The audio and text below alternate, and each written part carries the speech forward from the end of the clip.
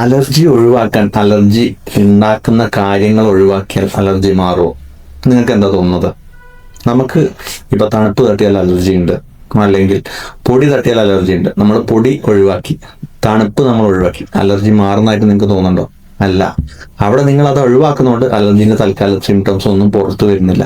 പക്ഷെ നിങ്ങൾ പിന്നെ ഇതിനോട് എക്സ്പോസ്ഡ് ആകുമ്പോൾ ഇതേ സാധനം തന്നെയല്ലേ വീണ്ടും നിങ്ങൾക്ക് വരുന്നത്. ശ്രദ്ധിച്ചിട്ടുണ്ടോ ഈ കാര്യങ്ങൾ? അപ്പോൾ അലർജിക്ക് നിങ്ങൾ ട്രീറ്റ്മെന്റ് എടുക്കുന്ന സമയത്ത് നിങ്ങൾ ശ്രദ്ധിക്കേണ്ടത്, നിങ്ങൾക്ക് ഈ ട്രിഗേഴ്സ് ഉണ്ടാക്കുന്ന കാര്യങ്ങളെടുത്ത് നിങ്ങൾ എക്സ്പോഷർ വരുന്ന സമയത്തും നിങ്ങൾ ബെറ്റർ ആവുന്നുണ്ടോ, അല്ലെങ്കിൽ സിംറ്റംസ് ഇംപ്രൂവ് ആവുന്നുണ്ടോ എന്നുള്ളതാണ് നിങ്ങൾ ശ്രദ്ധിക്കേണ്ടത്. അല്ലാതെ ഒരിക്കലും അലർജി അവിടെ മാറുന്നില്ല.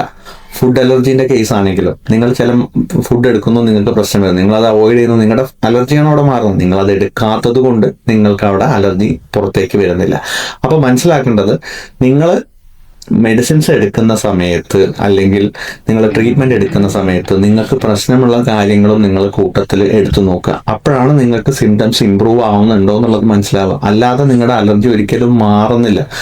അലർജി മാറുന്നുണ്ട് അല്ലെങ്കിൽ കുറയുന്നുണ്ട് എന്നുള്ളത് മനസ്സിലാക്കണമെന്നുണ്ടെങ്കിൽ ഞാൻ ഈ പറഞ്ഞ വഴികളിലൂടെ നിങ്ങൾ പോകണം.